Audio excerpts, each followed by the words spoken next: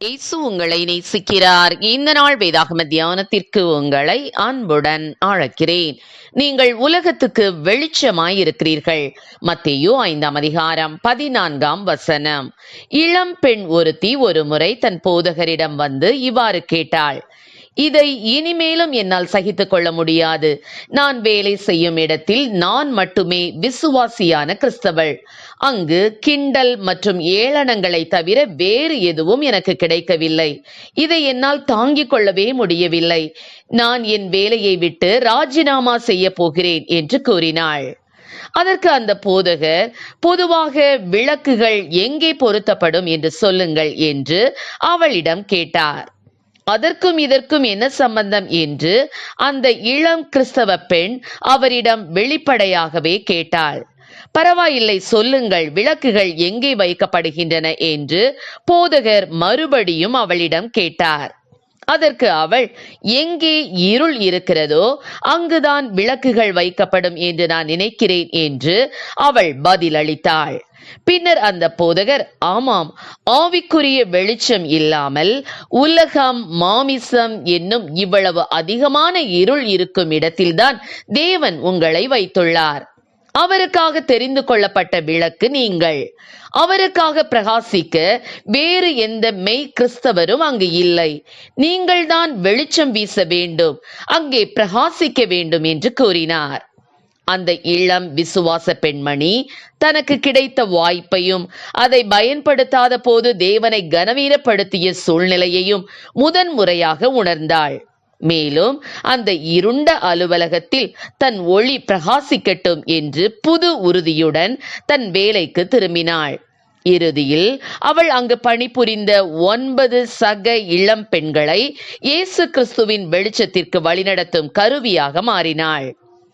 பிரகாசிப்பதற்காக அந்த இருண்ட இடத்தில் தான் வைக்கப்பட்டிருப்பதை அவள் உணர்ந்த பின் இவை அனைத்தும் நடந்தன. ஆம், என கருமையானவர்களே, இந்த இளம் பெண்ணை போலவே நம்மை சுற்றியுள்ள இருண்ட உலகில் நாம் ஒரு பிரகாசமான ஒளியாக இருக்க அழைக்கப்படுகிறோம் என்பதை நாம் உணர வேண்டும்.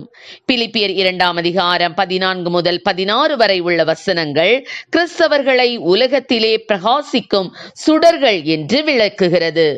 சூரியன், சந்திரன் மற்றும் நட்சத்திரங்கள் ஒரு இருண்ட பிரபஞ்சத்தை ஒளிரச் செய்வதைப் போல விசுவாசிகள் தங்களை சுற்றியுள்ள மக்களின் இருண்ட இருதயங்களில் ஒளியை கொண்டு வர வேண்டும். ஆம் பிரியமானவர்களே, இன்று அநேகர், நான் ஏன் இந்த உலகத்தில் பிறந்தேன், நான் ஏன் இந்த குடும்பத்தில் பிறந்தேன், தேவன் ஏன் என்னை இந்த நபரை திருமணம் செய்ய அனுமதித்தார், நான் ஏன் இன்னும் கஷ்ட நிலையில் இருக்கிறேன், நான் ஏன் இந்த வேலையில் இருக்கிறேன், நான் ஏன் இன்னும் தனிமையில் இருக்கிறேன் என தாங்கள் இருக்கிற இடத்தை குறித்து, நிலைமையை குறித்து முறுமுறுப்பது உண்டு. ஆனால் தேவ திட்டம் இல்லாமல் தேவன் உங்களை அந்தந்த இடங்களில் நிலைநிறுத்தவில்லை என்பதை புரிந்து கொள்ளுங்கள். நீங்கள் தீபங்களைப் போல ஒளி வீசும்படியாக தேவன் தம்முடைய சித்தத்தை நிறைவேற்றுவதற்கே தம்முடைய பிள்ளைகளாகிய உங்களை அவ்விடங்களில் பயன்படுத்தும் பணியில் இருக்கிறார். ஆம், இயேசு கிறிஸ்துவுக்காக பிரகாசிப்பது எவ்வளவு பெரிய பாக்கியம்! இயேசுவே, நான் இருக்கும் இடத்தில் இப்போது ஒளியை பிரகாசிக்க என்னை தருகிறேன் என ஒப்பு கொடுப்போம். கர்த்தர் நம்மை ஆசீர்வதிப்பாராக. ஆமென். ஜெபம். எங்களை அதிகமாக நேசத்துவல் நடத்துகிற அன்பின் பரலோக பிதாவே, அப்பா, நீர் எங்களை கர்த்தாவே எந்த இடத்தில் வைத்திருக்கிறீரோ அந்த இடங்களிலே கர்த்தாவே நாங்கள் கிறிஸ்துவின் வெளிச்சத்தை அப்பா பிரகாசிக்கக்கூடியவர்களாக எங்களை நீர் மாற்ற வேணுமாய் ஜெபிக்கிறோம். ஆண்டவரே, நீங்கள் உலகத்துக்கு வெளிச்சமாய் இருக்கிறீர்கள் என்று சொன்னீரே ஆண்டவரே. அப்பா, உங்கள் வெளிச்சம் அவர்கள் முன்பாக பிரகாசிக்க கடவுது என்று சொன்ன வசனத்தின்படி எங்களுடைய வெளிச்சம் ஆண்டவரே அவர்கள் முன்பாக பிரகாசிக்கட்டும் தகப்பனே. அப்பா, பிரகாசிக்கிற சுடர்களைப் போல நாங்கள் வேத வசனத்தை பிடித்து கொண்டு கர்த்தாவே அவர்களுக்கு முன்பு கர்த்தாவே ஒளி வீச என் தேவன் நல்ல கிருபைகளை கொடுப்பீராக. ஆசீர்வதியும். இயேசுவின் நாமத்திலே ஜெபிக்கிறோம் நல்ல பிதாவே. ஆமென்.